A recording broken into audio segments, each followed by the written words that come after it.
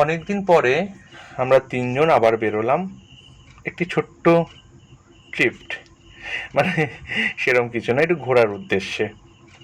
আমাদের তিনজনের সেভাবে কোথাও বেরোনো হয় না, তাই এই রবিবার ছুটি থাকাতে আমরা তিনজনই দুপুরে খাওয়া দাওয়া শেষ করে একটুখানি বেরিয়ে পড়েছিলাম।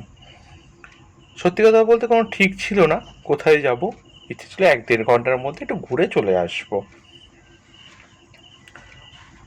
বেরোনোর পর হঠাৎ মনে হলো যে আমাদের সাউথ গড়িয়ার দিকে শুনেছি একটি বিশালক্ষী মন্দির আছেন, অনেক পুরনো মন্দির এবং খুব জাগ্রত।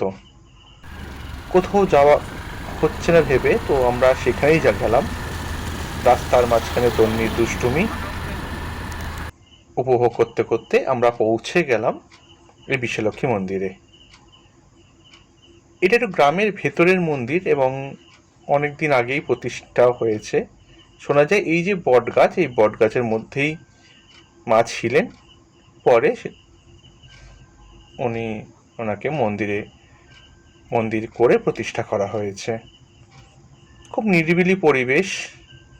আমরা ঘুরে ঘুরে চারিদিকটা দেখছিলাম এবং অনেক রকম ইতিহাস জানতে পারলাম। ওখানে যারা স্থানীয় ছিল, একজন বয়স্ক ভদ্রমহিলা ছিলেন, তার থেকেও আমরা এখান থেকে জানতে পারলাম যে এই মন্দিরে বেশ কিছু ঘটনা।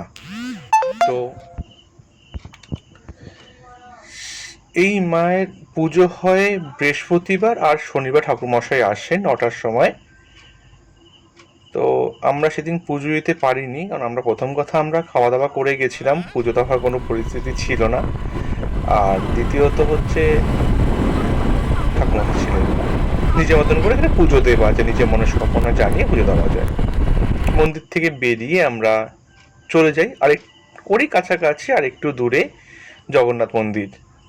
এই মন্দিরটাও আমরা বেশি দিন হয়নি, তো কাছেই ছিল বলে আমরা ওটা দেখলাম এবং জগন্নাথ দেব, সুভদ্রা এবং বলরামজির দর্শন করলাম।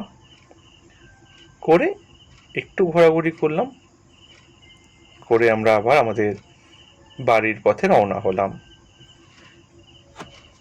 খুব শান্ত একটা পরিবেশ, রাস্তাঘাট খুব পরিষ্কার পরিচ্ছন্ন, সেই জন্যই গেলাম আমরা। ভালো লাগলো। মেয়েটা ছোট তো, কোথাও বেশি দূর নিয়ে যাওয়া যায় না, তাই জন্য এখন এইটুকুই আমাদের গন্তব্য হয়।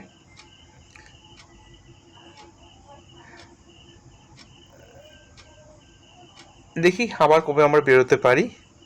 বেরোলে নিশ্চয়ই আপনাদেরকে জানাবো এবং ছোট্ট একটি ব্লগের মাধ্যমে আপনাদেরকে সেটাও আপনার সামনে নিয়ে আসবো। আমার এই ছোট্ট ভিডিওটা যদি আপনাদের ভালো লেগে থাকে অবশ্যই কমেন্ট করে জানাবেন, অবশ্যই আমার চ্যানেলটাকে ফলো করবেন। সবাই ভালো থাকবেন, সুস্থ থাকবেন। অনেক অনেক ধন্যবাদ আপনাদের সবাইকে। ভালো থাকুন।